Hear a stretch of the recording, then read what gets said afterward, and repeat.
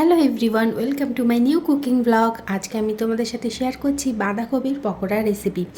শীতকাল তো এখন প্রায় যেতেই বসেছে, কিন্তু আমি ভাবলাম এই দিনে আমি বেশ কয়েকবার বাঁধাকপির পকোড়া বানিয়েছি এই শীতকালে, তো একবারও ভিডিও করে তোমাদের সাথে শেয়ার করা হয়নি। তাই ভাবলাম আজকের বাঁধাকপির পকোড়ার ভিডিওটা তোমাদের সাথে শেয়ার করে নিই। তো এখানে বাঁধাকপি পকোড়া বানাবার জন্য আমি একটা গোটা বাঁধাকপিটার অর্ধেকটা নিয়েছি, যে দিকটা খুব ভালোভাবে কাটা যায় সেই দিকটা।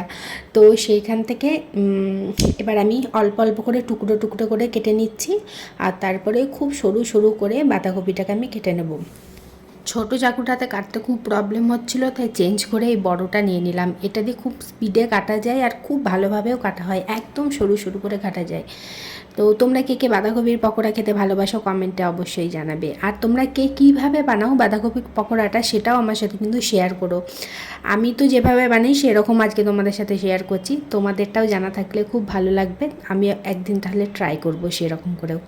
তো এইদিকে বাঁধাকপিটা কেটে নিয়েছি আর এবার বাটিতে তুলে নিচ্ছি। আমি যে অর্ধেক বাঁধাকপিটা নিয়েছিলাম তার পুরোটা কিন্তু আমি এখানে ইউজ করিনি। অর্ধেক বাঁধাকপি নিয়েছিলাম, তারও অর্ধেকটা এখানে আমি ইউজ করেছি। আর এখানে তারপরে নিয়ে নিয়েছি একটা বড় মতন পেঁয়াজ, আর পেঁয়াজটাকেও এরকম লম্বা লম্বা সরু সরু করে কেটে নেব, তাহলে খুব খেতে ভালো লাগবে। বেশি মোটা করব না আর পাতলাও করব না।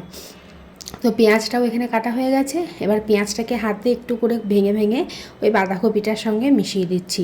এরপরে নিয়ে নেবো কাঁচা লঙ্কা। কাঁচা লঙ্কাটাও এখানে একদম ছোট্ট ছোট্ট করে কুচি কুচি করে নেবো। তো ঝালটা তোমরা টেস্ট অ্যাকর্ডিং দিও, তোমরা যে যেরকম ঝাল খেতে পছন্দ করো বেশি কম করে ইউজ করতে পারো। আমি খুব বেশি খাই না, তাই একটা কাঁচা লঙ্কাই আমাদের জন্য এনাফ। তো এখানে কাঁচা লঙ্কাটা দেওয়ার পর আমি এখানে নিয়ে নিয়েছি ধনেপাতা। ধনেপাতাগুলোকেও একদম ছোটো ছোটো করে কুচি কুচি করে এখানে কেটে নেবো। তারপরে বাঁধাকপিটার সঙ্গে মিশিয়ে দেবো। এই বাঁধাকপির পকোড়াটা সন্ধ্যেবেলায় চায়ের সাথে বলো, তারপরে আমাদের বাঙালিদের মুড়ি দিয়ে তো ভীষণই ভালো লাগে খেতে। আমার তো খুব ভালো লাগে। মুড়ির সঙ্গেও এমনি ব্রেকফাস্টে কখনো কখনো এমনি খাওয়া যেতে পারে। তারপরে তো যদি একটু ভিজে ভাত পাওয়া যায়, শীতকালে অবশ্য ভিজে ভাত খাওয়া যায় না, কিন্তু খুব ভালো লাগে খেতে। ব্যাঙ্গালোরে তো অতটা ঠান্ডা নেই, তো আমি ভিজে ভাত দিয়েও এটা খেয়েছি, আমার ভীষণ ভালো লেগেছে। তো এরপরে একটু নুন দিয়ে 1 চামচ মতন নুন দিয়েছি দেখলে। তো নুন দিয়ে আগে ভালো করে বাঁধাকপি আর সমস্ত কিছু ভালো করে মাখিয়ে নিয়ে তারপরে 1 কাপ মতো আমি এখানে বেসন দিলাম। আমি এখানে ফরচুনের বেসনটা ইউজ করেছি। 1 কাপ 250 ml বেসন। আর তার সাথে আরও একটুখানি কিছুটা বেসন দিলাম, বেসনটা একটু কম মনে হলো তার জন্য। তারপরে অল্প অল্প করে জল দিয়ে আমি এটাকে মেখে নেব। খুব বেশি পাতলা করলে কিন্তু এটা হবে না। আর বেসন এখানে আমি খুব বেশি ইউজ করছি না, নাহলে পুরো বেসন বেসন খেতে হয়ে যায় না, ওটা আমার একদম ভালো লাগে না। তো দেখো এই জলটা বেঁচে গেল, আর আমি 1 ফোঁটাও এখানে জল দেবো না।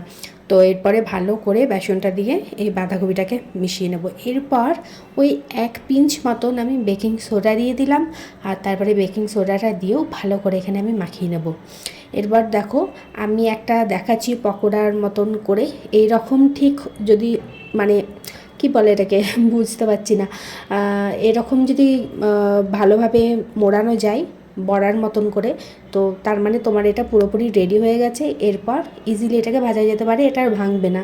কিন্তু যদি একটু ছাড়া ছাড়া মতন হয়ে যায় সেক্ষেত্রে আরও একটুখানি বেসন দিয়ে তারপরে মিক্সড করে এটাকে ভাজতে হবে। কিন্তু এদিকে আমি একে একে পকোড়াগুলোকে তেলের মধ্যে দিয়ে দিয়েছি। তেলটাকে গরম করে আমি রিফাইন্ড অয়েল এখানে ইউজ করছি, তোমরা চাইলে সর্ষের তেলও ইউজ করতে পারো, কোনো প্রবলেম নেই।